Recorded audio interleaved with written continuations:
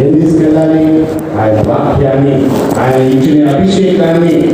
లేకుంటే పండుగ వేస్ట్. దేవుని బిడ్డలారా, పుట్టినప్పటి నుండి మనల్ని ఎవరు కాపాడారు? పోయిన సంవత్సరం డిసెంబర్ 3 నుండి ఈ డిసెంబర్ 3 ఆ పరలోక తండ్రి కాపాడాడు. కనుక ఒకసారి ఇలా చేతులు జోడించి ఒకే లైన్ పాట నా తర్వాత పాడండి. గత కాలమంతా పడండి.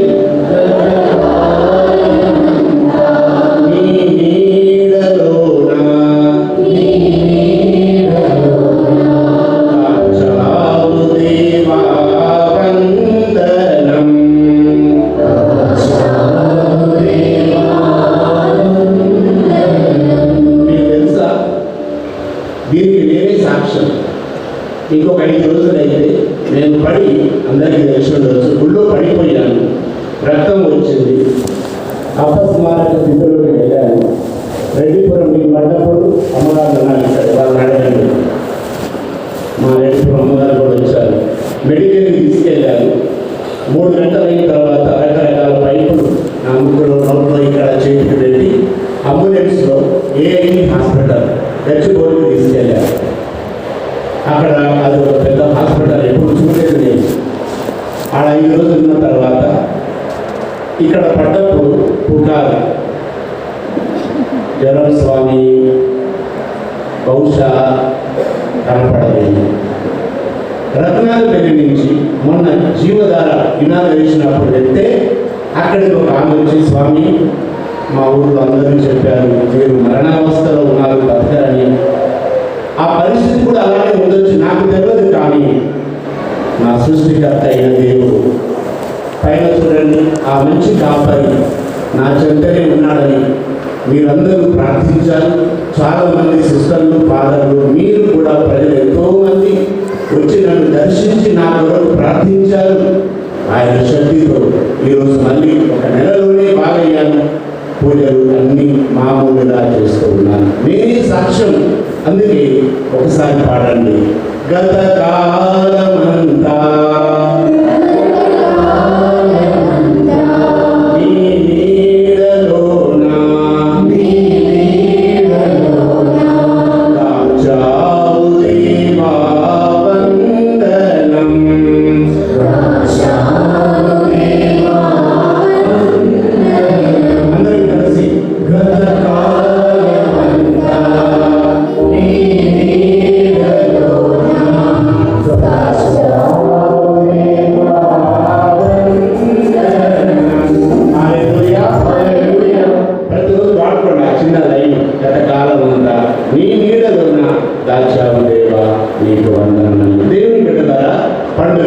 ఈరోజు శివగారిని గురించి కొంచెం చెప్తాను. పండుగ అంటే ఏంటో కొంచెం ఎక్స్ప్లెయిన్ చేసి ప్రసంగం ముగిస్తాను. దేవుడు మేము అడుగుతారు, ఏం తీసుకొచ్చామంటే చెప్పాలి. ఈరోజు బలమైన వాక్యాన్ని నా తండ్రి తీసుకొచ్చాను. నా జీవితాన్ని నేను పునర్నిర్మించుకుంటున్నాను. జీవితం పడిపోయే ప్రమాదంలో ఉండొచ్చు, కుటుంబంలో దీపం ఆగిపోయే ప్రమాదం ఉండొచ్చు, వ్యక్తిగతంగా నీ జీవితం అంతా అల్లకల్లోలంగా మారచ్చు. ఈ పండుగ నీ కొరకే. ఆయన దయ నుంచి జీవంగా తన వాక్కు ద్వారా నిన్ను తిరిగి నిలబెడతాడు. షౌలు వారు 1506వ సంవత్సరంలో స్పెయిన్ దేశంలో జన్మించారు. చాలా ధనిక కుటుంబంలో జన్మించారు. చక్కగా పెరుగుతూ ఫ్రాన్స్ దేశంలో విద్యను అభ్యసించడానికి వెళ్ళారు. క్లాస్లో ఫస్ట్ వచ్చాడు. జ్ఞానం పెరిగింది, తెలివి పెరిగింది, దాంతోపాటు గర్వం కూడా పెరిగింది. మనం నేర్చు ఒక్కొక్కసారి చదువుకున్న అందరూ కాదు, చదువు ఎక్కువైతే జ్ఞానం కూడా ఎక్కువైంది. అదే జ్ఞానం, లోక జ్ఞానం. అందుకే చదువుకున్న చాలా మంది మమ్మీ డాడీ మీకే తెలుసు, నోరు మూసుకో, అవును కదా, వాళ్ళ మాట కూడా వినరు. కానీ చదువు వారికి కూడా ఇది పెరిగి బాగా లోక జ్ఞానం, క్లాసులో చరిత్రలు పెరిగి చెడ్డ అలవాటు లోనయ్యారు. అంతకుముందు అయితే లేదు, నాకే అన్నీ తెలుసు. చదువుతో పాటు ఈగో కూడా పెరిగింది. చూడండి దేవుని బిడ్డలారా, ఆయన ఊళ్ళో ఇంకొక అతను ఉన్నాడు. ఆ చదువుకునే సమయంలో చెప్పగలరు ఆయన పేరు పేరు ఇగ్నేషియస్. మనం ఇప్పుడు ఇగ్నేషియస్ మంచి స్నేహితుడు ఇగ్నేషియస్ గారిని బాధ చేసి ఏంటమ్మా ఇలా మాట్లాడు, చదువులో ఫస్ట్ వస్తే మాత్రం ఎంత చదువుకుంటామో అంత దీనత కలిగి ఉంటాం, ఎంత ఎదుగుతామో అంత దీనత. అది లేదు ఈ రోజుల్లో కూడా, పిల్లలు లేదు, పెద్దల్లో కూడా లేదు. నా సర్టిఫికెట్ తెలుసా, నాకేమున్నాయని అనుకుంటాం. మనం జాగ్రత్త, దేవుని బిడ్డలారా, నేను దేవునికి దూరం చేయకూడదు, కుటుంబానికి దూరం చేయకూడదు. జాగ్రత్త, అవన్నీ ఒకరోజు చనిపోతే ఇంతమందికి ఎవరిని వాళ్ళ సర్టిఫికేట్ సమాజంలో వేయని నేనైతే చూడలేదు. మీరు చూశారు. కనుక ఇగ్నేషియస్ లయన ఎంత మంచి స్నేహితుడు. ఈ చోరి వారిని చూసి ఏం చెప్తే మారుతాడు అనుకోని ఒకే వాక్యం చెప్పాడు బైబిల్లో నుండి. లోకమునంతా సంపాదించి నీ ఆత్మను నీవు కోల్పోయినచో. లోకమునంతా సంపాదించి, చూడగా ఫ్రాన్సిస్, ఆయన పేరు ఫ్రాన్సిస్, జేవియర్ అని కోటలో జన్మించాడు. జేవియర్ అని కోట కనుక ఫ్రాన్సిస్ జేవియర్ అని పేరు వచ్చింది. ఆయన ఇగ్నేషియస్ అన్నాడు, ఇంత చదువుకున్నారు కదా, లోకమునంతా సంపాదించి ఆత్మను కోల్పోతే ఏం లాభమయ్యా? ఒక్క వాక్యం జీవితాన్ని మార్చేసింది. ఎన్ని సంవత్సరాల నుంచి గుడికి వస్తున్నారు చెప్పండి? సండే ఎన్ని సండేలు అయిపోయినాయి జీవితంలో? ఒక్క వాక్యమైనా మార్చిందా? నేను నన్ను పరీక్షించుకున్నాను. కనుక ఆ వాక్యం మీద ఫ్రాన్సిస్ చౌరి వారు నిజమే, లోకమునంతా సంపాదించి నా జీవితాన్ని నా సృష్టికర్తతో తెగదప్పుడు చేసుకుంటే, ఏ సంబంధం లేకుండా చేసుకుంటే వాట్ ఈస్ ద యూజ్, ఏ ప్రయోజనం అని తిరిగి మారు మనసు పొందారు. నేను చెప్పాలంటే చాలా ఉంది. దేవుని సేవకు అంకితమయ్యారు, గురువుగా అభిషేకం పొందాడు దేవుని బిడ్డలారా. ఆ తరువాత ఆయన ప్రచారానికి వాళ్ళ సభ ఆయనను పంపింది. శ్రీలంక, తర్వాత భారతదేశం, తమిళనాడు, అనేక దేశాలలో లక్షలాది మంది ప్రజలను బోధించి 1552వ సంవత్సరంలో మరణించాడు. కేవలం 46 సంవత్సరాలే జీవించాడు. Not even half century. ఇన్ని సంవత్సరాలు ఎందుకు ఆయనను మనం కొనియాడుతున్నాం? ఇంకొక ఫ్రాన్సిస్ వారిలాగా నువ్వు మారాలి. 46 సంవత్సరాల జీవితంలో లక్షలాది మంది ప్రజల బాధలను తీర్చారు. మనం బతుకుతాము 60, 70 లేదా 50 ఒక్కొక్కసారి, ఇతరులకి భారంగా మారుతామేమో. జాగ్రత్త. కనుక ఇది నేర్చుకోండి చాలు. లోకమునంతా సంపాదించి ఆత్మను కోల్పోతే, మనం ఎంతమంది చూడట్లేదు, బిజినెస్ పీపుల్ కానీ, రిచ్ పీపుల్ కానీ, దే టేక్ నథింగ్.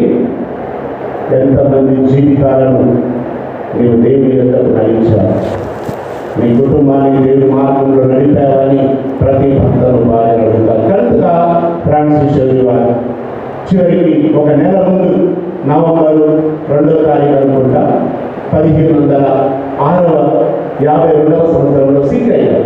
జ్వరం వచ్చి రోగబాధితులయ్యారు. ఒక నెలకి అనగా నవంబర్ 2 నుండి డిసెంబర్ 3వ తారీఖు ఈరోజు ఆయన చనిపోయాడు.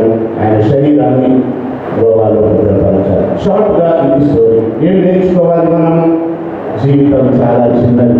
దేవుడి దృష్టిలో మన 70-80 సంవత్సరాలు ఒక్క రోజుతో సమానం. ఆయనకు 1000 సంవత్సరాలు ఒక్క రోజుతో సమానం. ఫలప్రదంగా జీవించుదాం, దేవుని కొరకే అర్పించుదాం. పనికిరాని మాటలు, పనికిరాని సంభాషణలు, పనికిరాని విషయాలు, ఇష్యూస్ అవేవి నీకు ఆరోగ్యాన్ని. కనుక శోధి వారిని చూసి నేర్చుకుందాం. ఒక్క మాటతో లోకమునంతా సంపాదించి, ఇది మొదటిది. రెండవది, ఈ మహాపునీతిని పండుగ చేసుకుంటూ మనం ఏం నేర్చుకోవాలి? వినండి. పౌలు గారు కొరింథీయులకు రాసిన మొదటి లేఖ 18వ అధ్యాయము, ఏలైనా భ్రష్టులైపోతున్న వారికి, నశించే వారికి క్రీస్తు శిలువ మరణమును గూర్చిన సందేశము అనగా దేవుని సందేశము అర్థరహితమైనది, కానీ రక్షింపబడుచున్న వారికి అది దేవుని శక్తి. నాకైతే అది దేవుని శక్తి. భ్రష్టులైపోతున్న వారు, నశించే వారికి ఈ ప్రసంగాలు, ఈ దేవుని వాక్యం, ఈ పూజలు, ఈ జపమాలలు అర్థరహితం. జాగ్రత్త. నీ తెలివి మీద ఆధారపడదు. నేనే గొప్పవాడిని అనుకోకని సామెతల గ్రంథం 3వ అధ్యాయంలో చదువుతుంది. వారికి అర్థమైతమైనది, కానీ రక్షింపబడుతున్న వారికి అది దేవుని శక్తి. అందుకే ఈరోజు పండుగ అంటే ఏంటో 3 విషయాలు చెప్పి ముగిస్తాను. దేవుని బిడ్డలారా, పండుగ ఎందుకు? మరొకసారి చౌదరి పండుగ రోజున ఏమి సంపాదించుకొని ఇంటికి వెళ్ళాలి? చక్కటి ప్రదర్శన, బ్యాండు, బాంబులు, జపమాల, చక్కటి ప్రదర్శన, ఇప్పుడు పూజ. ఏమి సంపాదించుకొని వెళ్ళాలి? దేవుని బిడ్డలారా, పండుగ అంటే దేవునిలో సంతోషపడాలి, దేవుని సంతోషపెట్టాలి. వచ్చిన బంధువులందరినీ మంచిగా చూసుకుంటారు, పర్వాలేదు. వచ్చిన ఫాదర్స్ అందరినీ మంచిగా భోజనం చేస్తారు, పర్వాలేదు. కానీ నీ తండ్రి అయిన దేవుని సంతోషపెట్టే రోజు పండుగ రోజు. దేవుని బిడ్డలారా, ఎలా సంతోషపెడతావు? జాగ్రత్తగా వినండి. లూకా సువార్త 15వ అధ్యాయంలో తండ్రికి 2 కొడుకులు, ఒకడు వెళ్ళిపోయాడు.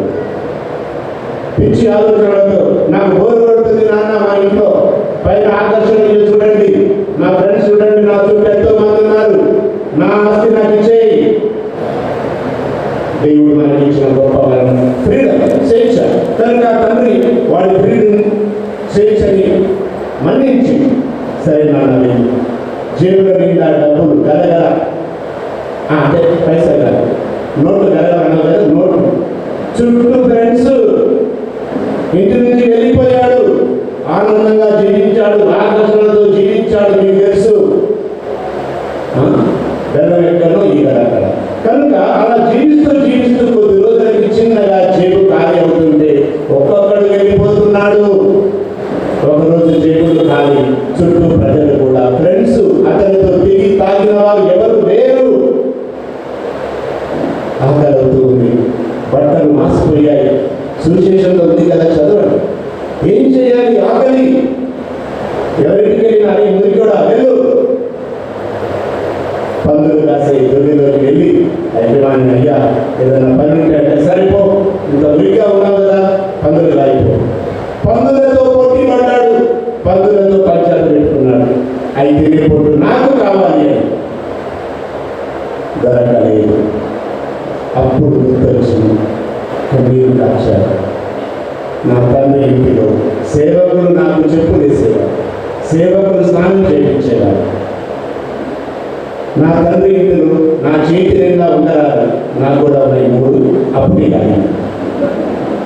నా తండ్రి ఇంటిలో క్షేమంగా జీవించేవాడిని, 3 పూటల బిర్యానీ. ఈ బతుకేంటి, పాడు బతుకు అని లేచి తండ్రి యుద్ధకు బయలుదేరాడు. ఇక్కడ ఏం జరుగుతుంది తెలుసా? ఆ చిన్నవాడు పోయినప్పటి నుండి ఈ ఇంటిలో దీపం లేదు, బిర్యానీ లేదు. ఎన్నో పండుగలు నుంచి పోయినచ్చు, పండుగ లేదు. దేవుని బిడ్డలారా, దేవుడు కూడా నువ్వు దేవుని నుంచి వెళ్ళిపోతే, ఆ క్రీస్తుకి దూరం అయితే, మన క్యాథలిక్ చర్చికి దూరం అయితే దేవుడు పండుగ చేసుకోడు. కనుక పండుగ అంటే ఏంటి? ఇంట్లో ఎప్పుడు జరిగింది పండుగ? తండ్రి ప్రతిరోజు బయట చేసుకొని చూస్తూ ఉన్నాడు. తప్పిపోయిన నా కుమారుడు ఎప్పుడు వస్తాడా అని ఒకరోజు దూరంగా రావడం తండ్రి గుర్తుపట్టాడనుంది. తండ్రి గమనించి తండ్రి ముందుకు వెళ్ళి కౌగలించుకొని ఇంటికి తీసుకొచ్చిన తర్వాత ఏం జరిగిందో మీరు సువిశేషంలో చూడండి. క్రోగిన దూడేమో కోసి పండుగ చేస్తాం. అతను వెళ్ళిపోయినప్పటి నుంచి పండుగ లేదు. మీరు కనుక దేవునికి దూరం అయింది. ఇలాంటి పండుగలు ఎన్నున్నా వెళ్తాం. అందుకే పండుగ మీరు లేచి దేవుని యొద్దకు తిరిగి వచ్చేది పండుగ. కనుక ఈ పండుగ నీకోసం భయపడకు. స్వామి, నా జీవితం మరీ చీకటిగా ఉంది, గతమంతా మరీ ఘోరంగా ఉంది అనకు. చేయని పాపాలు చేశాను అనకు. ఈ పండుగ నీకోసమే. లేచి రా, తండ్రి దేవుడు సంతోషిస్తాడు. చదివి వారే నీకు పూలమాల వేసి ఆహ్వానిస్తాడు. ఎలా వచ్చావు అలా వెళితే ఆ దేవుడు సంతోషించాడు. మేము సంతోషించవచ్చు. అబ్బాయి ఎంతమంది జనం వచ్చారు పండుగ, పాత పండుగ, చోదర పండుగ, నేను మస్తు పండుగ బాగా అంటే మస్తు మంది జనం కాదు. దేవుని యొక్కకు తిరిగి ఆయన మనతో కలిసి పండుగ చేసుకోవాలి. జీవితాన్ని పరీక్షించుకొని పనికిరాని వ్యసనానికి బానిస అయ్యావా, కుటుంబంలో శాంతి లేదా, ఆర్థిక ఇబ్బందులతో బాధపడుతున్నా, ఎన్ని ఉన్నా సరే దేవునికి దూరం అయితే పందులు తినే పొట్టు కూడా వారికి దొరకలేదు. ఎప్పుడు వచ్చాడో ఇక్కడ పెద్ద పండుగ, ఇంటిని ఆనందం, లైట్ వేశారు, సీజన్ బాక్స్ పెట్టారు. కనుక దేవుని బిడ్డలారా, శౌర్య వారి పండుగను వ్యర్థంగా పోయాను. నీ జీవితాన్ని పరీక్షించుకొని నీవు దేవుని ఎందుకు వచ్చిన ఎడల ఈ పండుగ దేవుడు దీవిస్తాడు. ఆయనకు ప్రియమైన బిడ్డని భయపడదు. ఎట్టి పరిస్థితుల్లో భయం అనేది సైతాను యొక్క గుణం. ధైర్యము, ఆశ, జూబిలీ సంవత్సరంలో ఉన్న ఆశ నీవు వదిలిపెట్టదు. భయపడకు దేవుని బిడ్డలారా, లే ప్రభు యొద్దకు రా. ఆయన యేసు ప్రభు అంటారు మత్తయి సువార్త 5వ అధ్యాయంలో, ఆకాశ పక్షులను పోషించు నీ తండ్రి నిన్ను మరచునా, కంటికి రెప్పలా మేము కాపాడును, తన చేతితో నిన్ను నడిపించును. కష్టములో, శోధనలు, వ్యాధులలో, నిందలలో దేవుని మరువకండి. అరచేతిలో నీ పేరు రాసుకున్నాడు. నేను చెప్పేది కాదు, యెషయా గ్రంథం. అరచేతిలో నీ పేరు రాసుకున్నాడు, ఆ చేతితో నిన్ను నడిపిస్తాడు. దేవుని వాగ్దానం. ప్రభు యొద్దకు తిరిగి రండి. దేనికైనా వ్యసనాలకు బానిసయ్యావా, భయపడదు. ఈ పండుగ నీ కోసం. ఆరోగ్యాన్ని చెడగొట్టుకోకు. తండ్రి నీ కొరకు వేచి ఉన్నాడు. మరో శౌర్య వారిలాగా నువ్వు రూపొందాలి అంటే ఆ తండ్రి చెంతకు రావాలి. నీ కుటుంబం అంతా పండుగ అంటే అది దేవుని సంతోషపెట్టుట, దేవుని యొద్దకు తిరిగి వచ్చుట. దేవుని బిడ్డలారా, దేవునితో తగిన సంబంధాన్ని తిరిగి నిర్మించుకుంటా. మూడవది, పండుగ అంటే దేవుని బిడ్డలారా దేవుని కరుణని పొందే రోజు. నాలుగవది, పండుగ అంటే ఇతరులను క్షమించే రోజు. అబ్బా, ఇది చెప్పకండి కాదు, ఇతరులను మన్నించే రోజు పండుగ. ఎన్ని గొడవలమ్మా ఇన్ని వచ్చిన మన్నింపుకునేదమ్మా. ప్రపంచంలో ఎలా మారుతుంది? పొరుగు వారిని ద్వేషించడం, ఇంట్లో ఒకరినొకరు ద్వేషించుకోవడం, ఒక మాట అంటే పడకపోవడం, మన్నించే గుణమే లేదు. ఆయన ఆ మంచి కాపరి శత్రువులను మన్నించాడు.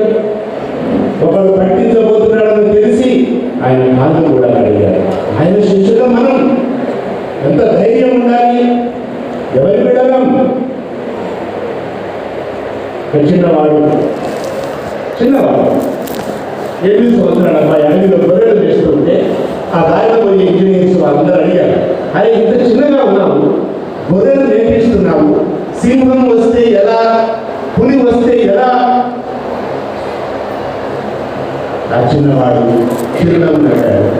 వీళ్ళకి ఆనందం అవుతుంది. చిన్నవాడు అమ్ముతున్నావేంట్రా, ఇంత చిన్నవాడివి పులి, సింహం, లేకపోతే డేంజర్ పక్షులు, జంతువులు వస్తే ఎలా, పాములు అడవిలో. ఆ చిన్న పిల్లవాడు నవ్వి చెప్పాడు, సార్ నేను ఎవరినో తెలుసా? మా డాడీ ఇక్కడ 30 సంవత్సరాలు గొర్రెలు రాశారు. మా డాడీతో నేను తిరిగాను, మా డాడీని చూశాను. పులులు, సింహాలు వచ్చినప్పుడు, పాములు వచ్చినప్పుడు వాటిని ఎలా నాశనం చేయాలో, నేను ఎలా తప్పించుకోవాలో నా తండ్రి నేర్పాడు. ఆయనకు పుట్టిన బిడ్డను నేను, ఆయన రక్తం నాలో ఉంది కనుక ఈ అడవి జంతువులను ఏమి చెయ్యలేవు అని చెప్పాలి. నా రక్షకుడు మరణపు బండను తొలగించి, ఆ రాతిని తొలగించి, ఆ సైనికులు ఆ ప్లాన్స్, వాళ్ళ ప్రణాళికలన్నీ ప్రక్కకు పెట్టి నా రక్షకుడు ఉత్థానమైనాడు, నా రక్షకుడు మోక్షారణమైనాడు, నా తండ్రి ఒక్క మాటతో ఈ ప్రపంచాన్ని సృష్టించాడు, అవునుగా కానీ ప్రపంచం సృష్టించబడ్డది ఆ తండ్రి బిడ్డలు నేమని చెప్పారు. ఎప్పుడైనా ఆ పిల్లవాడు ఆ తండ్రి రక్తం నాలో ఉంది, నాకు తెలుసు అని నేను చెప్తా. సిలువలో ఆయన రక్తం నాలో ఉంది కాబట్టి ఈ ప్రపంచం మనల్ని ఏమీ చేయలేదు. ఆయనకి సంబంధించిన బిడ్డలు మనం షౌరి వారు ఆయనకు సంబంధించిన బిడ్డ కాబట్టి దాదాపు 7 దేశాలు తిరిగి ప్రాణాన్ని లెక్క చేయకుండా, కష్టాలను లెక్క చేయకుండా దేవుని బిడ్డలారా మనలో ప్రవహించాల్సింది ఆ క్రీస్తు పరిశుద్ధ రక్తం, దేవుని యొక్క మనస్సు. ఇక నువ్వు సక్సెస్ఫుల్ లైఫ్లో ఏ శక్తి నీలో ఉన్నా తప్పనిసరిగా పడిపోతుంది. భయపడద్దు, అరచేతిలో నీ పేరు. కనుక దేవుని యుద్ధకు వచ్చే రోజు, దేవుని కరుణను పొందించే రోజు, పండగ అంటే జీవిత దీపం వెలిగించే రోజు, పండగ అంటే కుటుంబ దీపాన్ని వెలిగించే రోజమ్మా. కుటుంబాలలో ఎంత చీకటి